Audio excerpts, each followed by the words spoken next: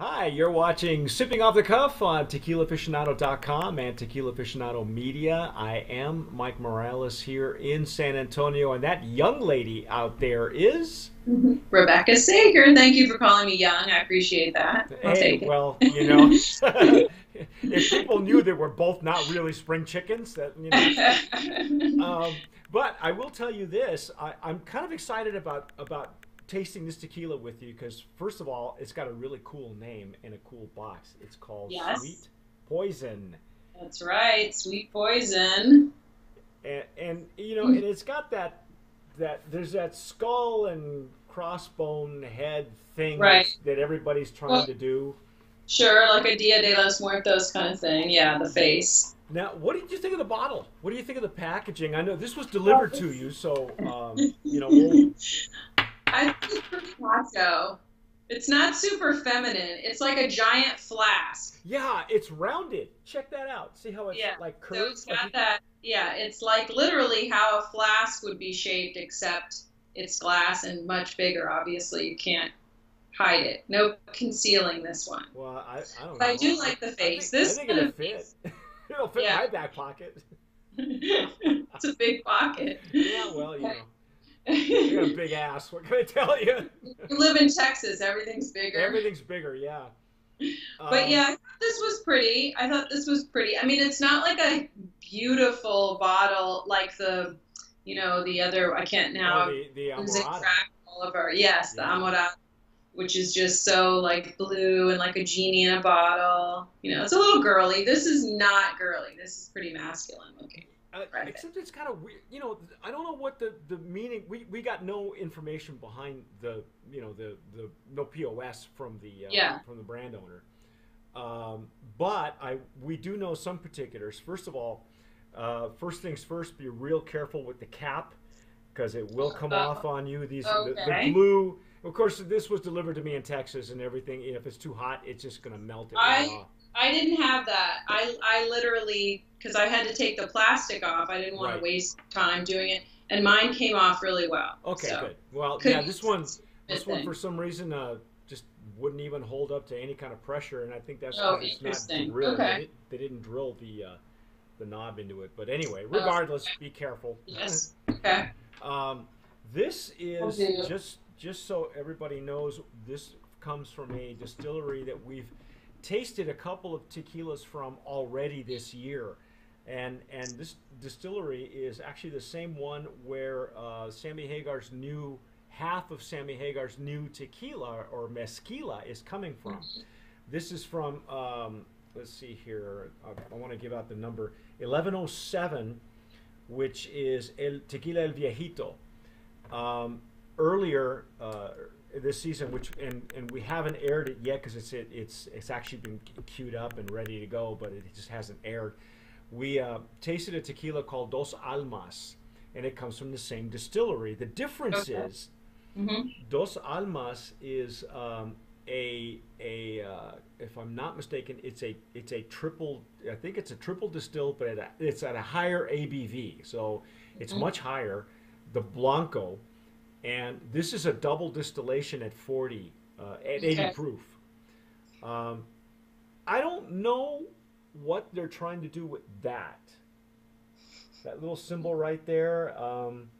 The last time I saw that symbol, I went to Catholic school, so I'm wondering if this is just a shout out to Christianity, maybe. I know that for instance, we taste a lot of tequilas that are kosher, and they carry a Circle K, but that's a certification. You can carry that it's kosher for Passover or kosher period. I'm not sure what that means, and I found it interesting that we also had it on the wrapper. It was all on the wrapper of the stopper. I'm not sure what that means. And I'm not even sure.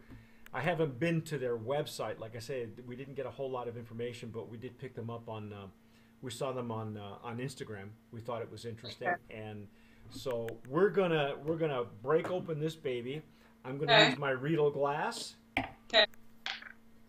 see what we got. Again, be real careful with this stopper. It's a synthetic cork, as you can see, and we've had several of these that have come apart on us, and I think it's just a lot of it's just the weather here in Texas. It's just we have 2 seasons, hot and hotter.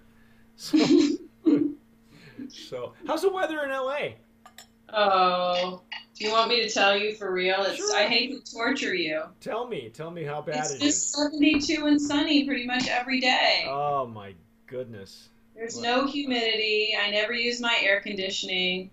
I just need a fan. Oh my God. Well, there's maybe 2 weeks out of January where we didn't run the air conditioner here in Texas. Oh yeah, and I hate air conditioning. So. Well, it's bad for your voice if you're not careful. Yeah. Well, what do you think? Whoa, nice nose. A lot of high liquor content. A lot of what now? A lot of alcohol. Are you getting alcohol? Had you opened it before? You did, didn't you? No. Okay.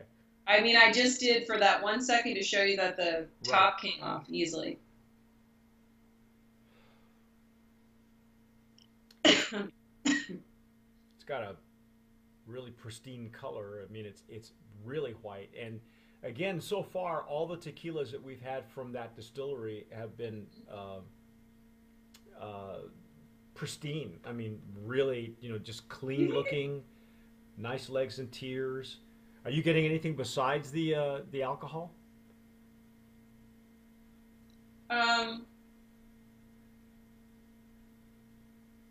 Maybe it's a little sweet, maybe. Okay. Little floral. Mm-hmm. Do you ever think of that tequila should breathe? Have you ever heard that maybe opening and letting it breathe? You can. Because I live in a hotter climate, I don't even open my tequilas because by the time I get them delivered and leave them on my porch or whatever, they're hot. They've been in a hot UPS truck or FedEx truck or whatever truck. And so I let them sit and get to room temperature, and then I do, even when I open a new tequila, I won't immediately go into it. I'll pour it like 20 minutes before I figure I'm gonna, and a lot of this is necessary. Really, a lot of swirling, so it aerates, and I'm using an actual tequila glass. The glass you're using is more of a champagne glass, but it's great in a pinch. Yeah. Well, it's thicker, so it's harder to swish around, but. So yeah, to answer your question, yes, it is a good idea to let it sit there, and even if you let it sit there in a glass like a Riedel glass, I find that I still need to swirl it around just so it aerates a little bit. I wouldn't decant it per se. Right.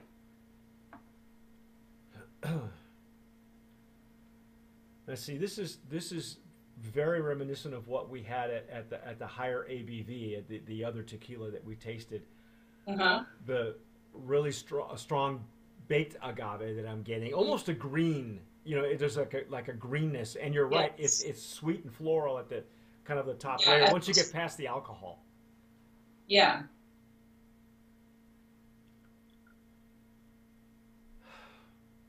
What do you think? Do you think it's open for you enough? Yeah. Okay, let's give this a try.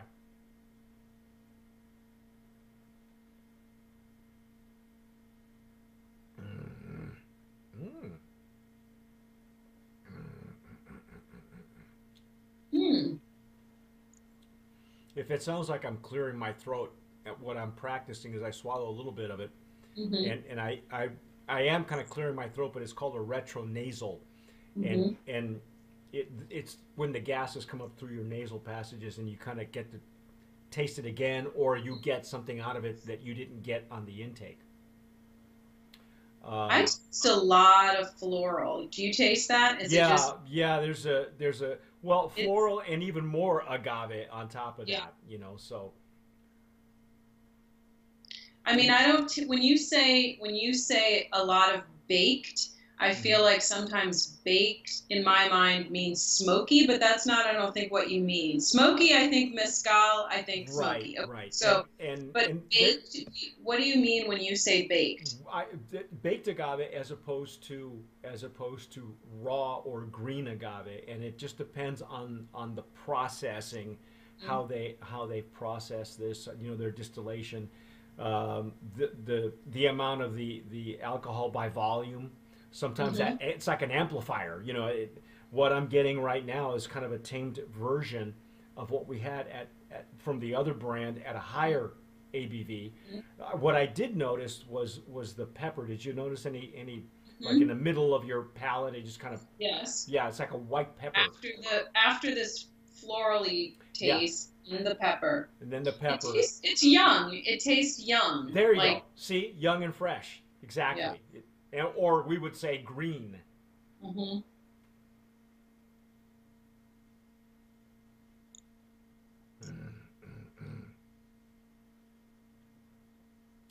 I like it. It's kind of light. There's some kind of lightness to it. Like, remember we were drinking the Amorado, and I said this would be good. It would hold up to some kind of heartier meal. I think this could be something that you start with, like an aperitif. Yeah, and most often that's what your Blancos are for. If they're within this realm, some of them are much more aggressive. Just depends on again how they're processed, where they're coming from. It's nice with a salad or something. I mean, it's kind of a summery. It's very summery. I think even with it, it's a great ceviche tequila, I think. Oh yeah, that would be great. Yeah. So with some nice light seafood or Yes. Yes. Even guac. You know what? You could probably have this with some guac. Honestly. Yes. Now you have to hurry up before the avocados are so expensive, though. Have you heard this? Yeah. Well, avocados and if in case there is a 20% tariff on anything. Yes. Yeah. Well. Now, see, what we know right now is that there is an agave shortage. We're right in the middle of it, and I think there's been a huge increase in the price of agave. As a matter of fact, I got some information in an article. From agave or avocados? Agave. Okay. And so, if in fact there is a tariff on anything coming out of Mexico, which includes avocados, as a matter of fact. Sure. Yeah. If they're going to get 82% of all the avocados that come to the U.S. come from Michoacan. Yeah, there you go.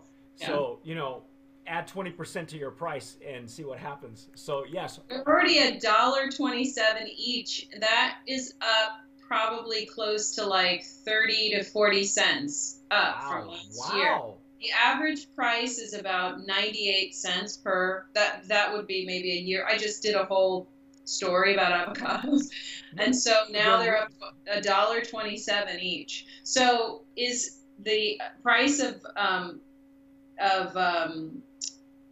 agave going up because of the tariff or because of also the? It's because there is a shortage, and there was. Okay. I in fact, speaking of writing articles, I wrote an article late last year about the upcoming shortage, and that's because there was a snowstorm in March of last year that has affected the agave at the end of last year, and we're right smack dab in the middle of an agave shortage.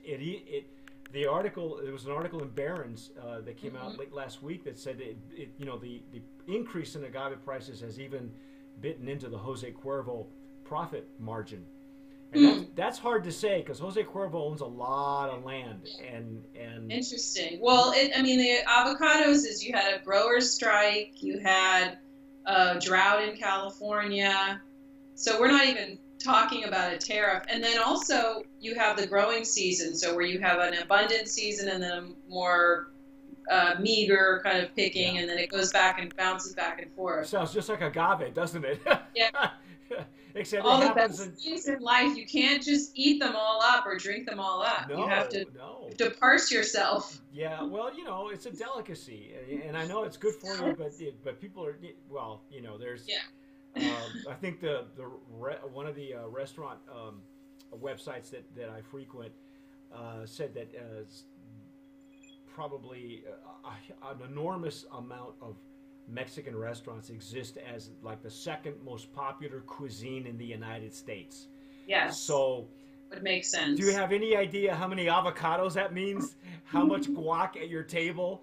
How much Chipotle is making? Yeah, so but now everyone's on the avocado toast bandwagon. It's like in every restaurant, you have to order at the most high-end restaurant the $8 for 2 slices of bread with an avocado squished on it.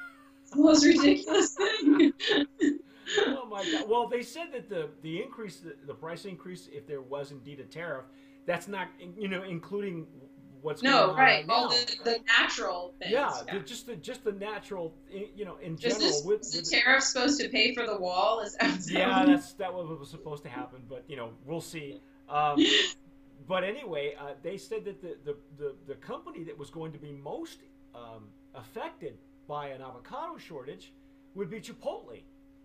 Yes. So, and I think followed closely by Taco Bell probably, but I didn't even know they had actual guacamole in Taco Bell. So well, yeah, but or even Taco Cabana for that matter. So obviously, if in lieu of avocados, you might want to try some. Hey, so what do you think? Do you think we should nominate this for Brand of Promise? Do we like it enough to I like it. I think I would say this would be a great summer. I mean, I think you can automatically kind of set this aside as your, cocktail hour, ceviche. I think there's a place for it. Okay.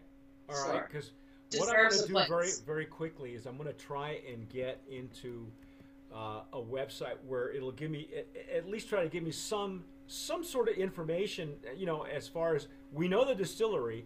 We don't know where they're sourcing their agave, whether it's a blend.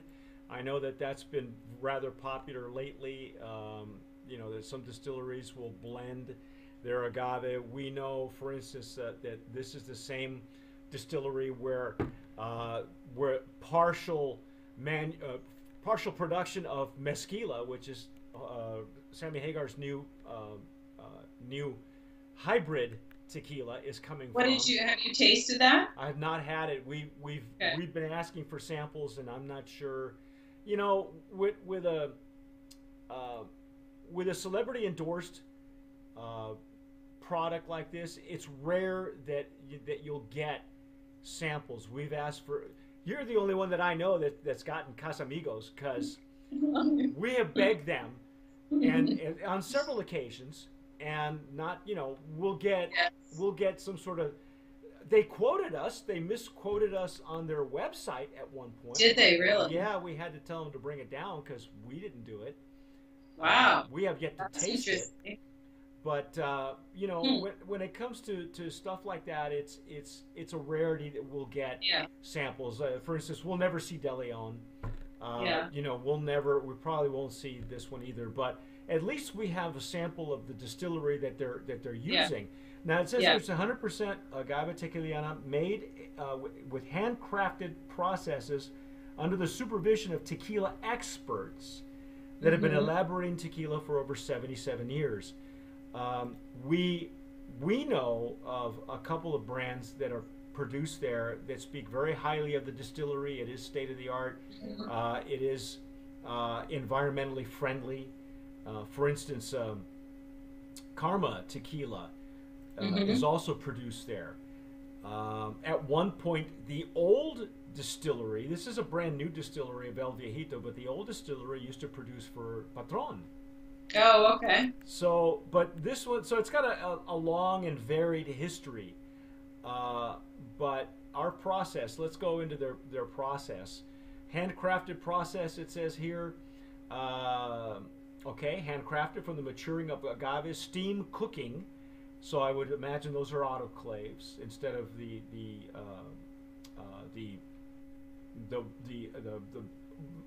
ovens that are brick and mortar ovens. The extraction of the juices, fermentation and distillation. This care comes from our tequila experts, which have taken care of the process over decades. Um, they're not giving us any real specifics. They're pointing out, I guess, the beauty of their process. Yeah, there's not a whole lot going on here. Yeah. The only tequila they have right now is their Blanco at 80 proof, 40 ABV. They're telling us we can drink it directly in a caballito, in a shot glass, or in a cocktail. So it's very basic information, not a whole lot going on. I have to say, it would be like a palomito or something. That would be really. Oh, Paloma, yeah, absolutely. That would be I good. agree with you. I think it's versatile. It's your standard tequila for anything that you want to do with it. You can, if you want to shoot it, that's fine. If you want to sip it, it's like you said, it's a great for before dinner. Or with these wonderful summer meals. There's a little more depth to it than Casamigos Blanco, I have to say. Oh, well, and that's coming. You're my expert because you're the only one I know who's had it. But it does also. Casamigos comes from another distillery anyway, so they, like I said, they speak very highly of the distillery, this new present distillery, and honestly, I like it. I think we're gonna. I thought it was good. Yeah, I think it's a Brand of Promise nominee. I don't know. Should we nominate this for packaging? What do you think? Do you think it's worthy of a packaging nomination? I didn't like it as much, but then I kind of noticed that I kind of like the little skull that you can see through the front. I thought that was kind of cool. Yeah, it's good. The old vodka bottles used to, like Grey Goose used to do this. It's like an old vodka, you're right. Yeah. Exactly. So, okay, well, we'll go. We'll do that. We'll go on a limb. And yeah, and Rebecca highly recommends the menu that should go with it. Exactly. Pour it all over your avocados. Your overpriced avocados. Your overpriced avocados, or between the sandwich and between a sandwich and a hard place. There you go. But that's our take on Sweet Poison. And it is available in Southern California. They have gotten it to us here in Texas, so I would imagine distribution. You know the retail price? I know nothing about the retail price. Again, there's very little information that we're getting, even on the website. But I would say look for it at all the local, the local places. It looks like a good Trader Joe's buy. Well, it says Vinos America. Vinos y Licores. It says find us. Let's see, Niños Héroes. Oh, you can also, I guess, you can find them in Puerto Vallarta. Evidently, you can find them in Mexico. Okay, I'll look. I'm in Cabo in July. I'll look for them. There you go. There you go. Take the risk. It says that's the hashtag. Take the risk. That's what we're telling you. Take the risk on Sweet Poison. That's our take. I'm Mike Morales here in San Antonio. Rebecca Sager in Los Angeles. Rebecca's our TJ. This is her second go-round with a tequila with us here at the Tequila Aficionado and sipping off the cuff. Yes. But like we always say, first of all, subscribe down below to the YouTube channel. Okay, tell us what you think if you've had it before. You can select some of the other videos. We're not sure which location the watch videos it will here. show up. Watch it will. Yeah, watch it will. And hey, like we always say here, tomar sabiamente, sip wisely.